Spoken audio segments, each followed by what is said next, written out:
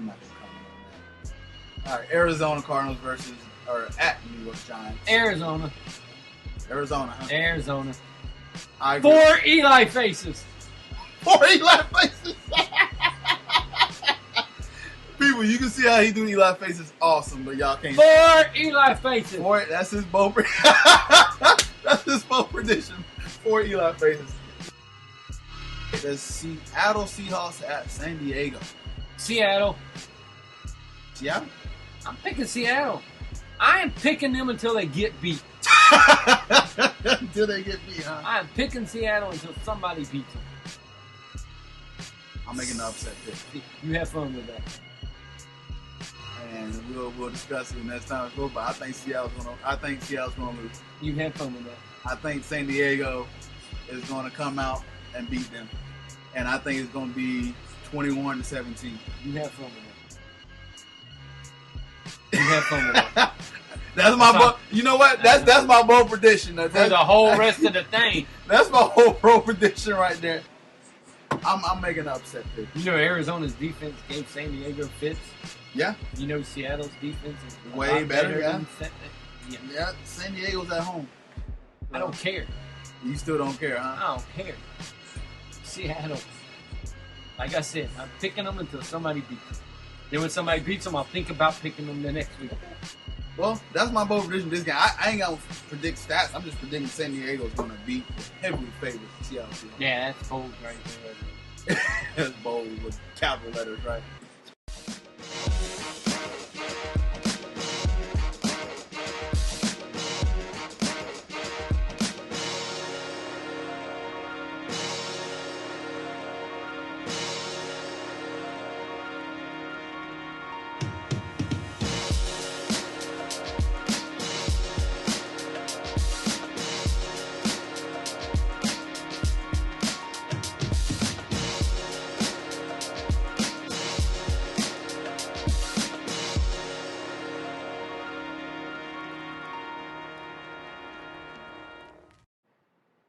Welcome to the Balls Not Court podcast. We talk sports. Cortez Paul. I'm right alongside with Kevin Carter. How you doing, buddy? Where'd that come from? I just want to ask something As if different. they wouldn't know. I just want to ask something different here. You know, we got to have a little tagline. So We talk sports. pottery. There we go. Pottery, everything. Cooking. The beautiful weather. Meteorologist. How about Fishing. that? Fishing. What else do we talk? Who knows? We retired from that discussion. Talk about people jumping on tables, making great comments at their college. I'll tell you. What an idiot. Well, we'll discuss that later. Yeah. In the college section, and Yeah. I'll let you have your little rant about Mr. We won't mention this. We don't even have to go through a rant. I can sum this up real quick. You're an idiot. Simple. Shut up. Y'all find out who we're talking about. If you don't know who we're talking about, you'll find out. I'll tell you who we're talking about. We're talking about Jameis Moron Winston. One of the most talented football players in college football, but an absolute stupid moron. All right. He legit got on top. I'm going to tell him what happened. Because probably half of them don't know Twitter. Look, we've already started. I'm just going to go ahead and tell them what happened.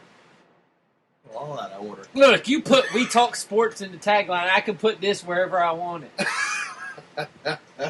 This idiot jumped on a table in the middle of the student union at Florida State and goes, F her right in the vaginal area.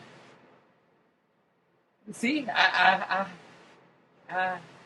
glad you kept I censored myself. Appreciate it. I censored myself. Let's save that because we have women. We do, and we have your wife around the house. So but like I said, the dude's an idiot. You go. don't jump on the thing, especially with all the crap you done did, or haven't done according to the police, which absolutely fucked that up. Oh, my bad. But you're an idiot. Just shut up. Go about your day. Don't jump on any more tables. As one of the people from Florida State tweeted out, look, Jameis, our tables are for eating. Stay off of our tables and just shut up and play football. That's what you're getting paid at Florida State to do. Oh, my bad. It's not getting paid. No, who cares? Who knows? All right, let's talk about NFL. Thoughts on NFL Week 2. We going to talk about NFL, a little bit of football. Football was a crazy week. A lot of blowouts this week. And boring. Yeah. So, but your thoughts about Week 2 initially? And boring. Boring to you? Boring. When you don't even want to watch the Monday night game because the rest of the week was boring, and then the Monday night game and the Sunday night game ended up being the best two games and you didn't even watch them, it shows you how the other games were just boring. You want to talk about your own team a little bit or no? No, they were boring and they sucked. Can't even beat a bunch of second-string people. You should be ashamed of yourself. And for the coaching staff to still go, we're going to play Chad Henne. I don't care. This is how bad it got. They released their starting right tackle. They just released him because he played so bad. He got benched, and then they just released him. You don't have enough bodies to be just releasing people that have been in the league for 6 years. I don't care how sorry he is. You're still going to need him eventually because the way everybody on that team's hamstrings hurt, you're going to need him eventually. But whatever. If you ain't going to play Blake Bortles, people are going to get mad. If you ain't going to play him, it's just going to look like y'all have given up already and the season's just started. So, whatever. They just played like absolute garbage. Buffalo smashing Miami 29-10. Like I said, a lot of the game was blowout. Dallas 26, the Titans 10, Arizona 25, Giants 14, New England. We knew that was going to be a blowout. Well, honestly, I said that was going to be a close game because New England always, last year at least, they always was tight games. They win them, but it was always all the tight Manning games. faces from Giants. Yeah, so I mean, Cleveland upset at New Orleans. I mean, who cares? Goodness gracious, how about that? Cleveland. There's something wrong in New Orleans. 0-2, huh? Something going on in New Orleans. Something in the water. Something in the water. We're not talking hurricanes. There's something in the water. Then they can bounce back. They're only 0-2. They should. And in that division, They're too talented. But who knows? Who knows? Atlanta left the door wide open, losing. So, I mean, it's still like 1-1. So, they got a shot to catch them. I mean, it's still early. Oh, yeah. It's early in the season, but they'll figure something out. But it's just weird. Carolina looking pretty good. They lost to Cleveland. Yeah. Carolina looking pretty good. It was 24-7. They won. San Diego beating Seattle. As you hear me at the beginning of the podcast calling that upset. I didn't even pick a score, but I called the Manning faces. You did call them Manning faces. And there was a bunch of them. Yeah. I don't remember the stat exactly, but I know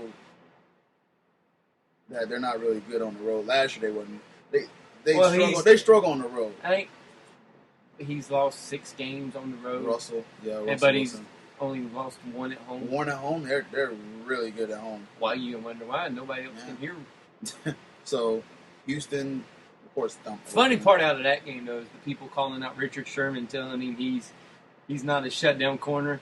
And then if you look at the stats, they only threw his way 3 times, had 3 completions, no big plays, and no touchdowns. Yeah, what are you talking about? He's not a good corner. You still didn't do nothing on him. You completed 3 passes.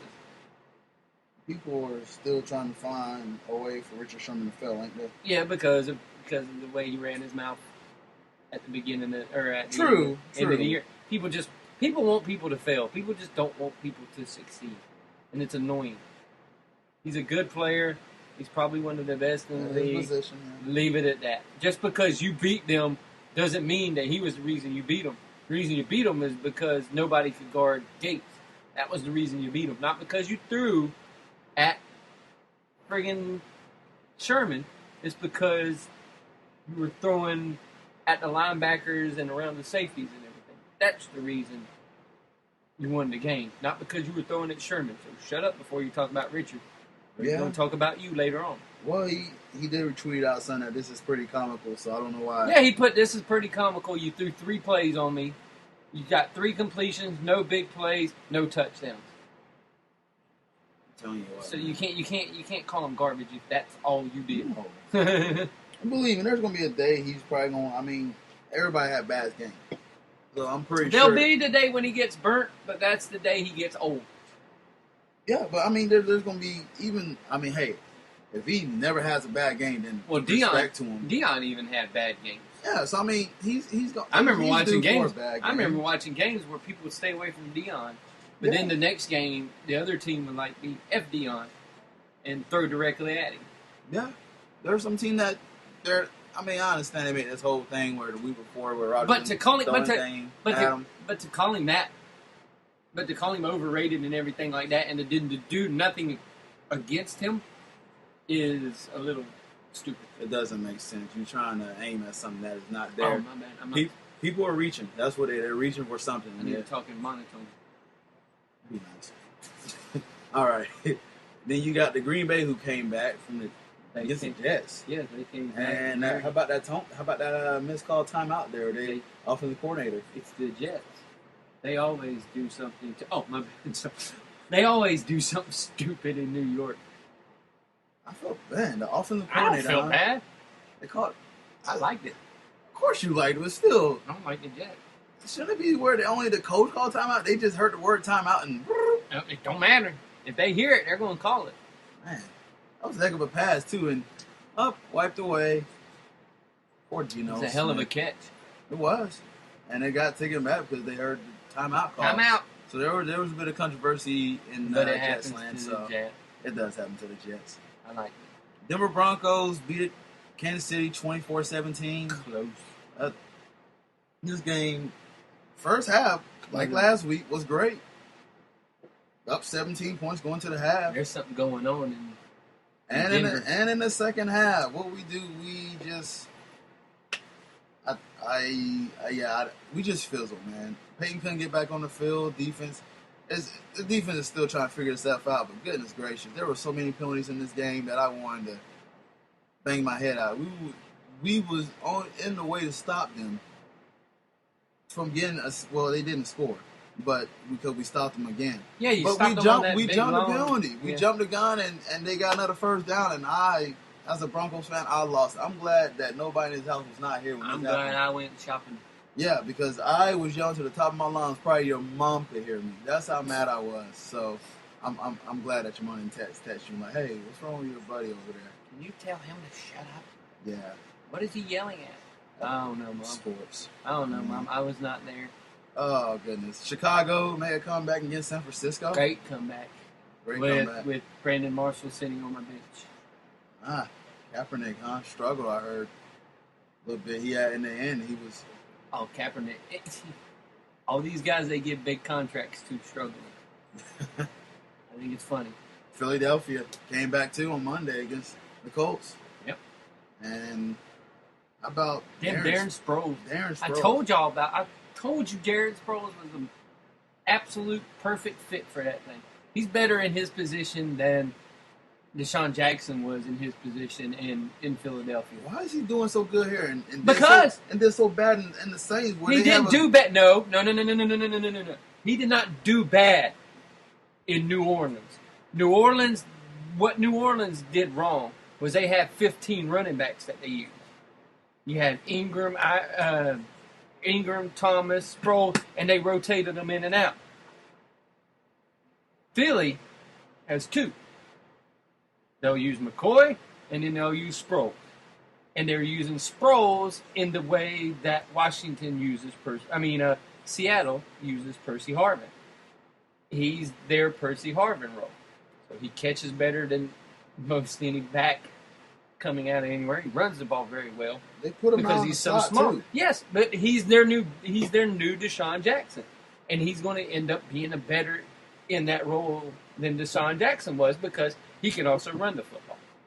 He had over 200 total yards? Yeah. That game? Purpose yards. Exactly. He's a do-all back. And that's why you didn't... New Orleans just did not use him the way he should have been used. Mm-hmm. Philadelphia is using him the way he should be used because when you let Deshaun Jackson go, as soon as they brought in Darren Sproles, I say, well, he's going to take over and they're not going to miss a beat. Yeah, it was an interesting week in NFL. There was a lot of blowouts. Also a lot of injuries, too. We're going to get on that. My whole fantasy team.